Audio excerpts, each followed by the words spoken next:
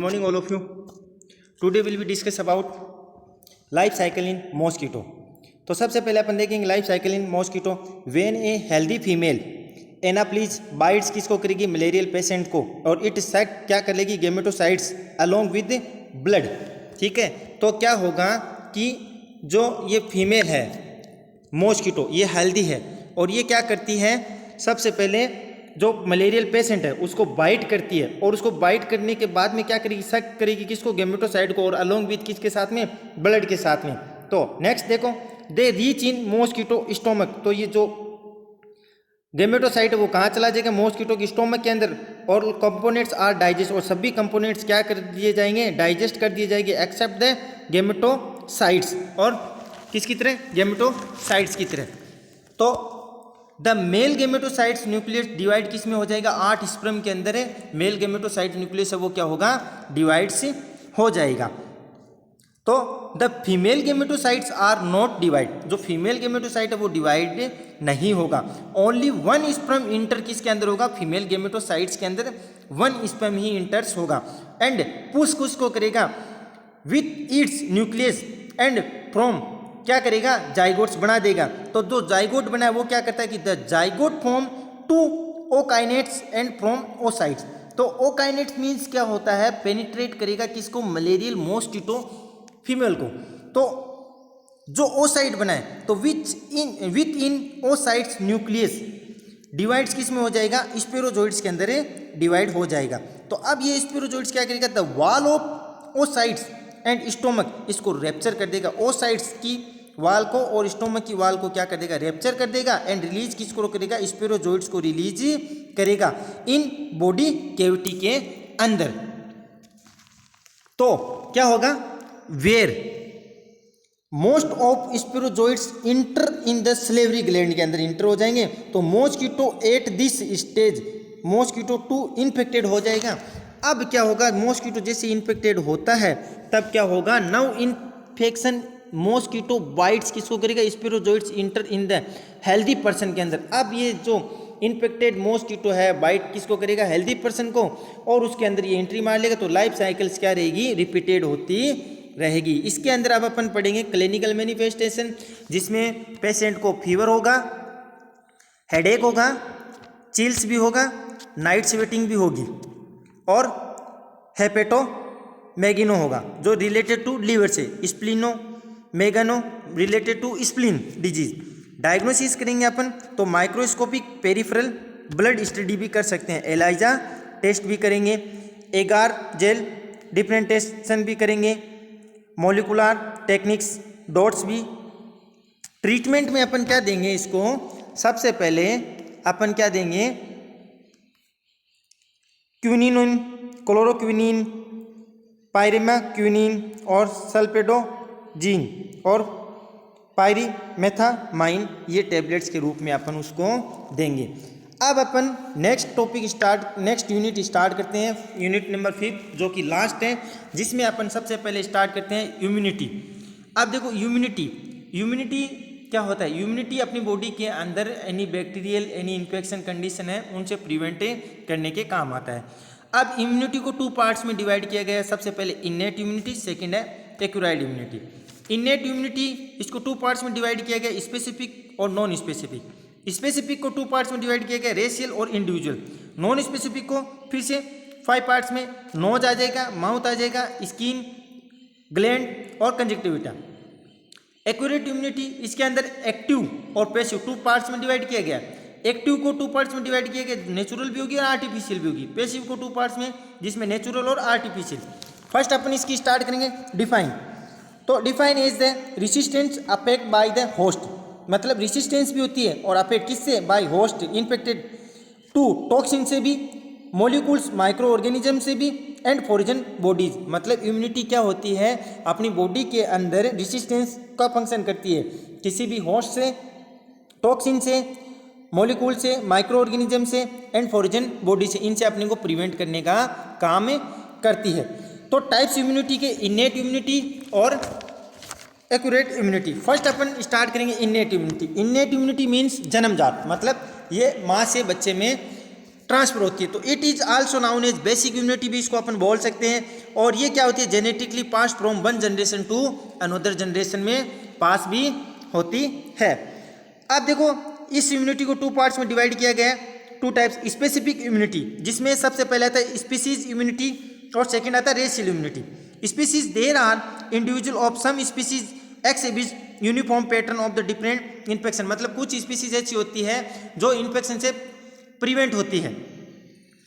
तो इसमें दिया एग्जांपल साल्मोनेला टाइप ही कोज करता है टाइफाइड फीवर को इन ह्यूमन के अंदर, बट कुछ रेसिस्टेंस होते हैं इस इन्फेक्शन से। रेशियल इम्यूनिटी मतलब जाति, तो इसमें क्या दिया, विद इन वन स्पीसीज में race show different immunity on infection. तो example for this negroes are resistant to malaria, मतलब जो ब्लैक पर्सन होते हैं वो किससे प्रिवेंट रहते हैं, मलेरिया से प्रिवेंट रहते हैं। अब आता है इंडिविजुअल इम्यूनिटी, तो the different individual of some species and race show some resistance of infection to, जैसे कि एग्जाम्पल में दिया है होमोजाइगोटिक ट्विंस है, वो क्या करेंगे, शो करेंगे सिमिलर डिग्री रेसिस्टेंस, यानी जैसे कि टीबी दोनों सेम डिग्री से बचेंगे।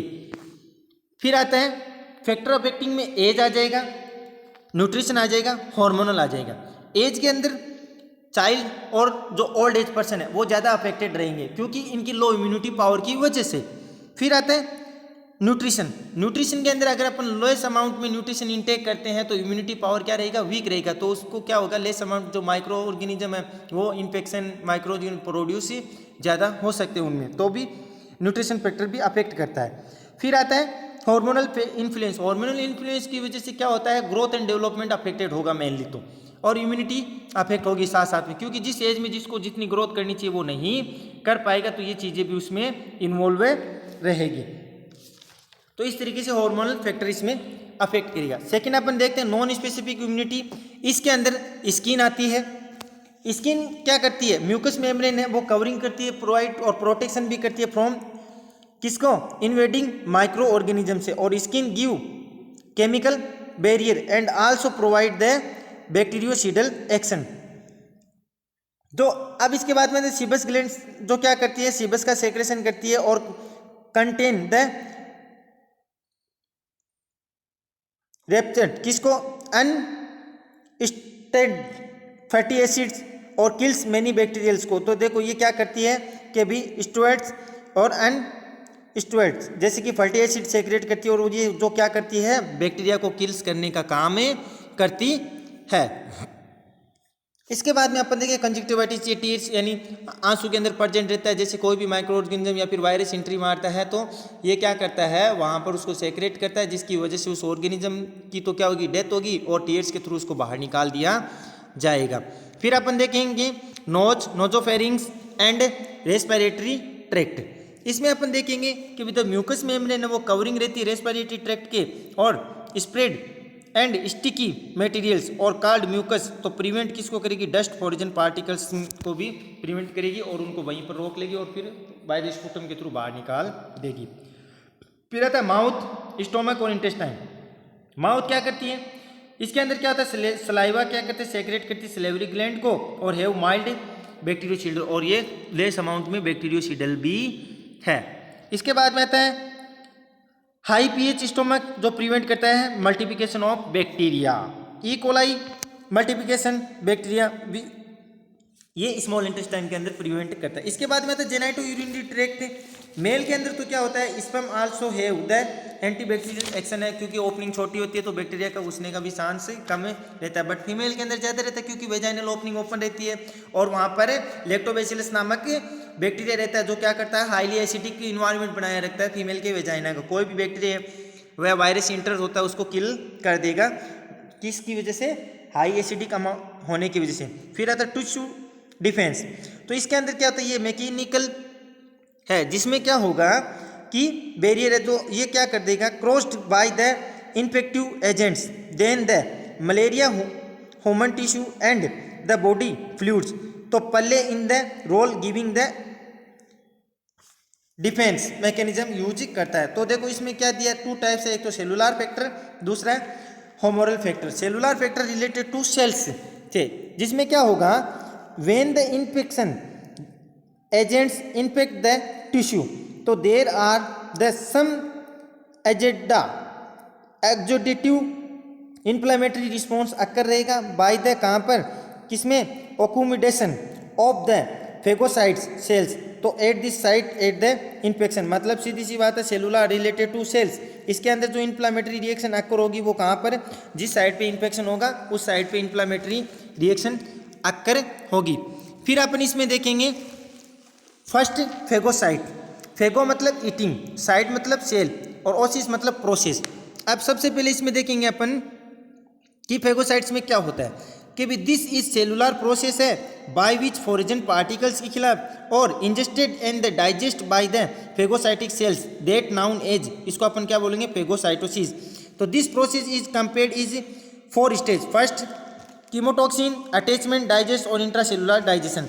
तो देखो कीमोटॉक्सिन, इसमें क्या होगा कि ये फर्स्ट स्टेज होती है फेगोसाइटोसिस की, इसमें क्या होगा कि जो इन्फेक्शन साइट है वहाँ पर जाएगा और वहाँ पर जाने के बाद में अटैच होगा, केमिकल सब्सटेंस भी होगा और फॉर्मिड होगा।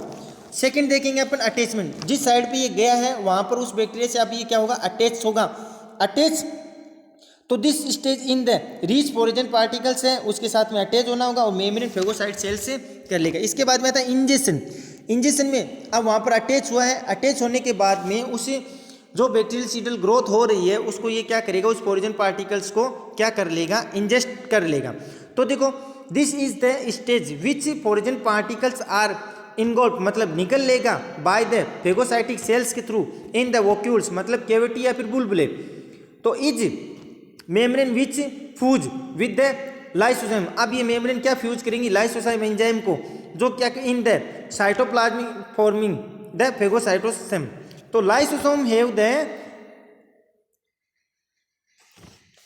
हाइड्रोलाइटिक एंजाइम्स प्रोड्यूस करता है। इसके बाद में अपन देखेंगे इसी के अंदर 4th नंबर इंट्रासेलुलर डाइजेशन, मतलब सेल्स के अंदर किस तरीके से डाइजेशन होता है। तो in this stage intracellular digestion of engulf होगा, तो किस किस को, microbes take place within 5 minutes के अंदर और फेगोसाइटोसिस विच हाइड्रोलाइटिक एंजाइम्स करता है प्रोड्यूस, तो द बैक्टीरियोसिडल कंपोनेंट्स डाइजेस्ट हो जाएंगे in the several horse and toxin release हो जाएगा। उसके बाद में टॉक्सिन रिलीज होगा तो फेगोसाइटोसिस रेसिस्टेंट माइक्रो ऑर्गेनिज्म क्या करेगा, प्रोड्यूस कर देगा किसको, डिजीज को। तो इसके में डायग्रामेटिक प्रोसेस के थ्रू इसको बताया गया है। सबसे पहले कीमोटॉक्सिन, तो माइक्रोबेस आता है, माइक्रोबेस एंट्री करता है, वोक्यूल्स बनाता है, वोक्यूल बढ़ने के बाद में लाइसोसोम एंजाइम्स रिलीज होता है, जस्ट रिलीज होने के बाद में इसको डाइजेस्टिव एंजाइम्स क्या करते हैं, डाइजेस्ट करने की कोशिश करते हैं और फेगोसोम होता है, फेगोसोम होते ही तो इंजेस्टेड हो जाता है माइक्रोबेस, ठीक है। माइक्रोबेस इंजेस्टेड होते ही ये क्या करता है, रेजिडुअल बॉडी स्टार्ट करती है, जिससे क्या होता है जो वेस्ट प्रोडक्ट बनता है उसको आउटसाइड द बॉडी करने की कोशिश करती है। और इस तरीके से ये फेगोसाइटोसिस प्रोसेस 4 स्टेज के अंदर कंप्लीट होती है, जो फर्स्ट से लेकर लास्ट तक ये कंटिन्यू चलता रहता है। अब अपन खत्म करते हैं इस टॉपिक को और लास्ट अपन कल पढ़ेंगे फेगोसाइटिक सेल्स।